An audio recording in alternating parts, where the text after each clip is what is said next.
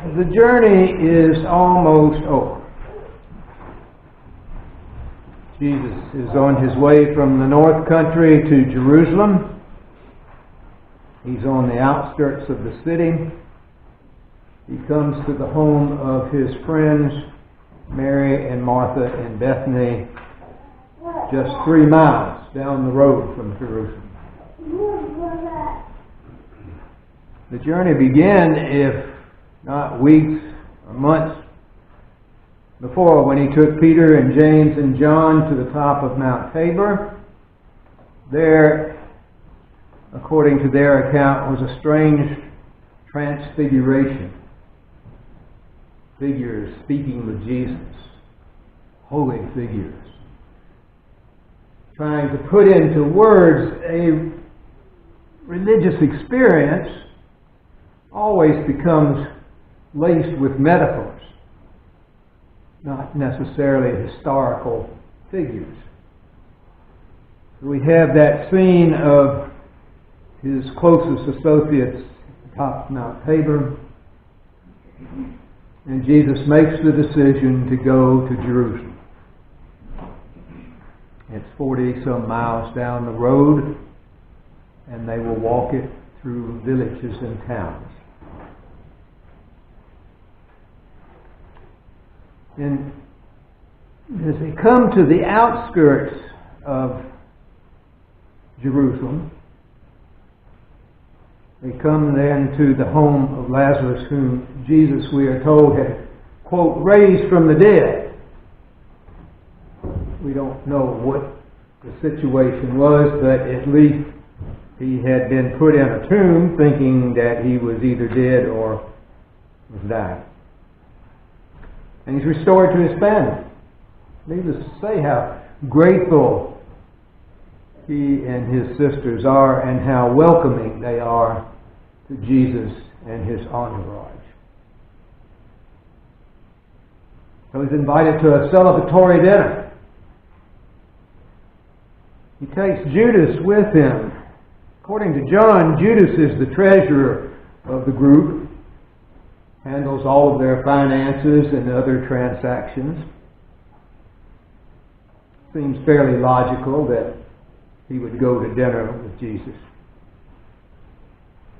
And what we are then shown, it's almost like we're peeking in on a dinner party. In the traditional way, the food would be served on mats as the people reclined on the floor. Under normal circumstances, the women would be in the kitchen, not eating dinner with the men. But this is different. This is a different kind of meal. This is a different celebration. This is emphasizing life over death.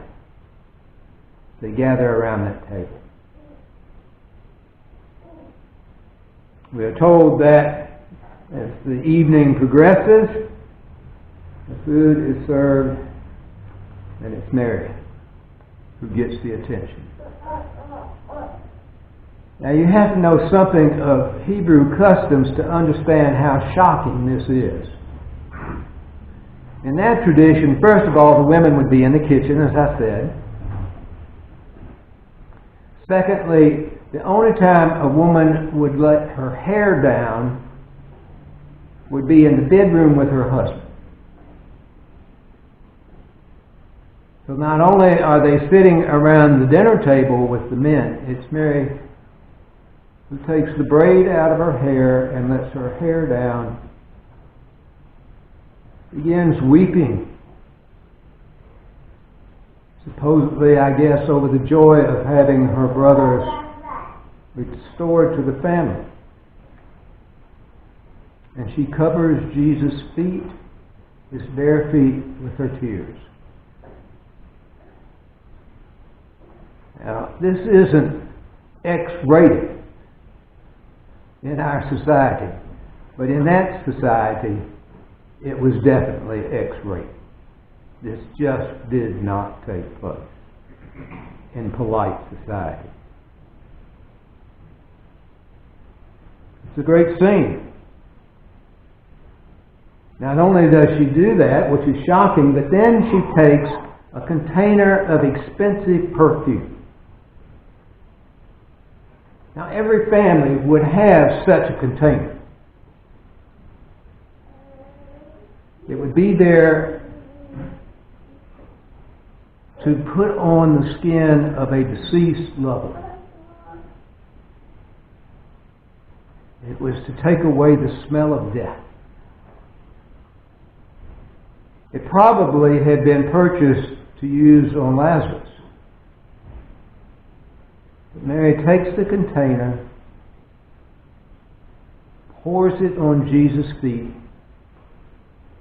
and wipes his feet dry with her hair. If it ain't X-rated, it ought to be. It's a tender scene. It's a tender scene. She would have done that for her brother as he being laid into a crypt. She does it to Jesus. And it's his money man who protests. Think how much good you could have done with selling that and taking care of the poor. Jesus' comment in response is quoting the Hebrew Scriptures. The quote is, "You will always have the poor with you." What is not quoted is the part about you have the responsibility to take care of the poor. It's a wonderful scene. A few Sundays ago, I mentioned that in the Hebrew Scriptures, the metaphor that is always used for life, for living life, is the word journey. You and I are on a journey. The journey we call life. It comes out of the Hebrew history and tradition. That night when the angel of death passed over the houses, the fatted calf was slain, the blood marked the lintel doorposts, so the angel of death would pass over. The Jews begin their journey to a new land, to a promised land. A land promised to be of freedom, to be God's land. And so the metaphor about journey is deeply embedded in not only the Hebrew Scriptures, but in our Christian Scriptures as well. For you and I are both on a journey. In many ways, a pilgrimage. I have been on pilgrimage. I reluctantly agreed to help chaperone a dozen or so seminarians across the Sinai Desert. I mentioned this a few weeks ago. They were students before their senior year in seminary at St. George's College in Jerusalem. We were to spend a week in the desert, trekking to Mount Sinai. I remember vividly how excited they were. There was laughing and joking as they got on the bus to head to the border. These are young people, young seminarians, most of them, men and women in their early 20s, some a little older. A lot of kidding going on, a lot of comments, a lot of innuendos. We got to the border, and the way you cross the border from Israel into Egypt is you get off of the bus, in our case, you carry your possessions, and you walk 2 miles across a no man's land. And on the Jewish side, are the machine gunners, and on the other side are machine gunners, the Egyptian side. And you walk after presenting your papers. And it's interesting how quiet those young folks from that bus got. Especially when they were told that 2 weeks previously 2 men had been machine gunned in the valley because their papers were thought to be forgeries.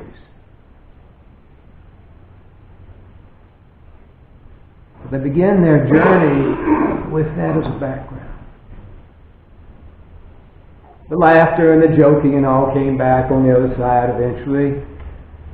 But along about day 3, scorpions found in the shoes when you got up in the morning. Hot, dry, not enough water to suit everybody. How quiet it got. How quiet it got. That on the journey, part of the journey is always that turning inward. Of getting to know what's deep inside.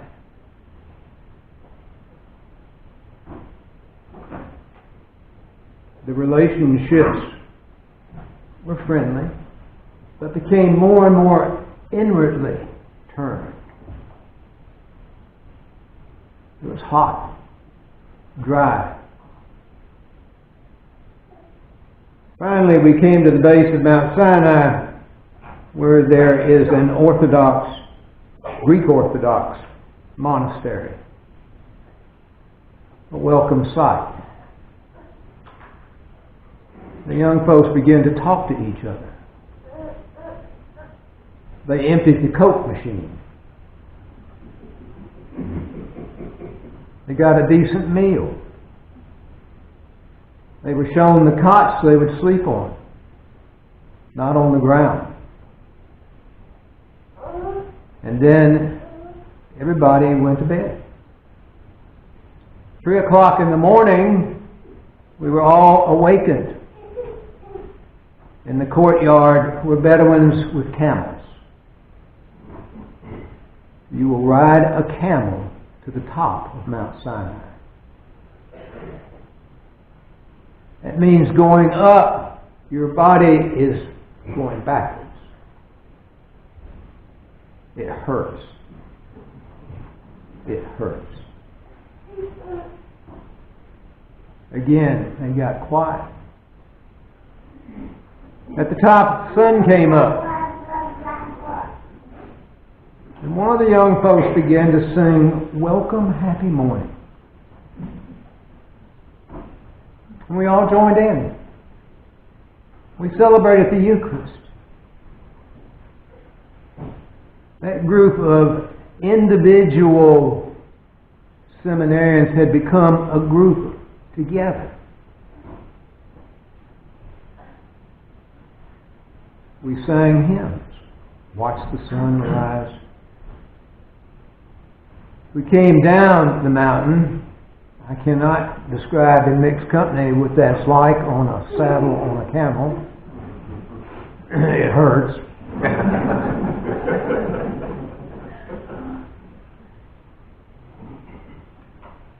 But they had become a community.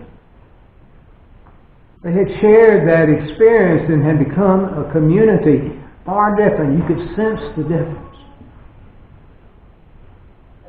So life is a journey. And on that journey, we are called into relationship. That's what community is all about.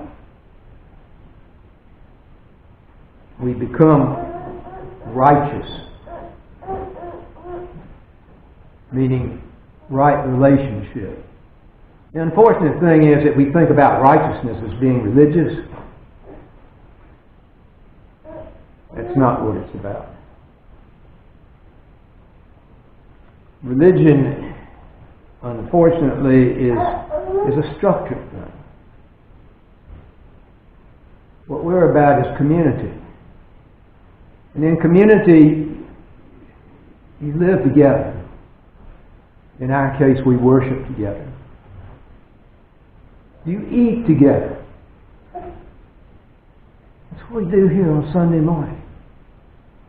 At least George has improved the quality of the bread we eat. But the bread and the wine are the meal of the community.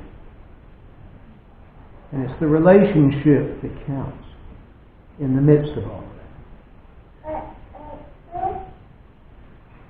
So we come here to be what that group of seminarians became, which is a community. It was amazing how different the last few days at St. George's were after that trip to Mount Sinai. People spoke to each other. If someone was ill, they offered to bring them food or whatever they needed. But they became a community. And that is what we are about. We're on the journey. Just as Jesus was on the journey into Jerusalem.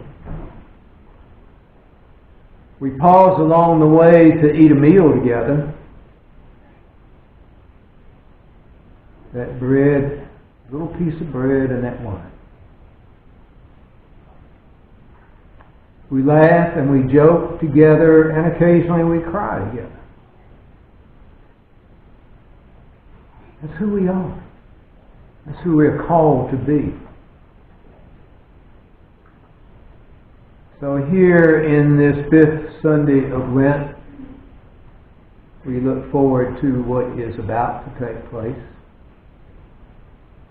The entrance into Jerusalem,